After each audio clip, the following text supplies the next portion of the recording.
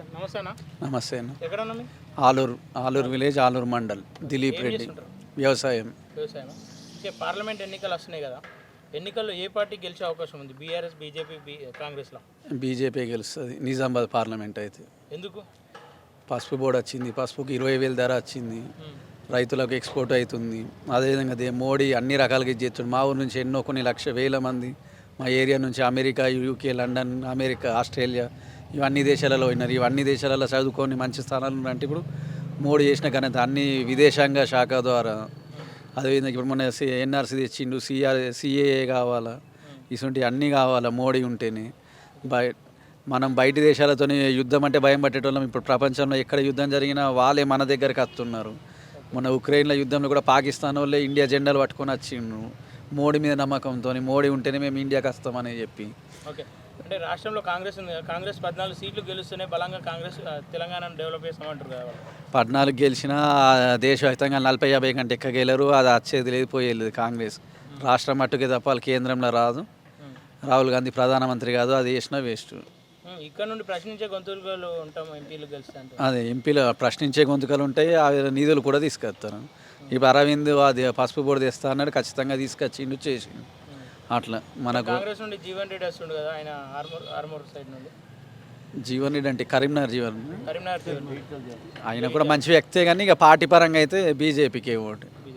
Okay, అటు BRS కూడా మేము గెలుస్తామని చెప్పేసి బలంగా బీఆర్ఎస్ పైన అయిపోయింది. మొన్నటికి 3వ స్థాయికి పోయింది. వాళ్ళు 1-2 గెలిస్తే చాలు రాష్ట్రం అంతటా కలిసి. 3వ ప్లేస్. ఇక్కడ అరవింద్ అసలు అందుబాటులో ఉంటాడా? వాస్తవంగా అరవింద్ అని కాదు, అంతకుముందు గెలిచిన కవిత కానీ, అంతకుముందు గెలిచిన మధుయాష్కి ఎంపీ అనేటోళ్ళు 7 కాన్స్టిట్యున్సీలు అసెంబ్లీ ఉంటాయి కాబట్టి ఎప్పుడు ఎవరికి అందుబాటులో ఉండడు అనేది అది కాని పని. ప్రజలు అంటే కొందరు పార్టీలకు అనుకూలంగా ఆయన ఏం చేసి నేనేం చేసి అంటారు, కానీ ఏ ఎంపీ కూడా దేశంలో 540 మంది ఎవరికి అందుబాటులో ఉండరు. 16 లక్షల మంది ఓటర్లకు వాళ్ళు సమయం సరిపోదు కూడా. ఇదంతా పార్టీల పరంగా ఆడేం చేసి నేనేం చేసి అనేది తప్ప వాస్తవంగా టైం ఇచ్చుడు కూడా అది కుదరని పని. ఆయన ద్వారా ఇక్కడ ఏమైనా డెవలప్మెంట్ జరిగిందా? ఎంపీ చేసిండు. ఆయన ఆ ఊరికి నిధులు ఇచ్చిండు, సీసీ రోడ్లకు, డ్రైనేళ్లకు. మొన్న కూడా కొత్త శంకుస్థాపన అయింది.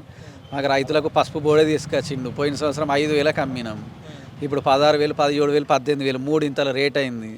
మాకు ఆయన అంటే ఎంపీ ఆయన ఏం చేసినా చేయకుండా మాకు ఇట్లా ధరలు రేటు ఉంటే చాలు, మేము చేసి మేమే బతుకుతాం. అది ఫ్రీ ఇవ్వాలా, ఇది ఫ్రీ ఇవ్వాలా, ఏదో వేయాలని అవసరం లేదు. రైతులకు మాత్రం పంటలకు ధరలు ఉంటే చాలు. అట్లా వడ్లకు కానీ, పసుపుకు కానీ, మొక్కజొన్నకు కానీ అన్ని మద్దతు ధరలు అవే ఉంటే చాలు. వాళ్ళు ఏం చేసే అవసరం లేదు. ఒకవేళ బీజేపీ వస్తే యువతకి ఏ రకంగా మేలు జరుగుతుంది అనుకుంటున్నారు? బీజేపీ వస్తే కూడా యువతకు మంచి ఉద్యోగాలు ఇస్తున్నారు, అన్ని కొత్త స్టార్టప్లు చేస్తున్నారు. ఇప్పుడు రక్షణ రంగంలో అన్ని రంగాలలో బయటి దేశాలతో విదేశాంగ విధానం మంచిగా ఉన్నట్లు ఎన్నో రకాలుగా జాబులు దొరుకుతున్నాయి. అట్లా యువతకు మంచిగానే ఉంది, బాగానే ఉంటుంది.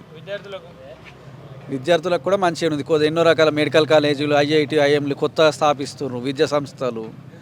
సో చదువుకున్న వాళ్ళందరికీ మంచిగానే ఉంది. Thank you. రైట్ అండి.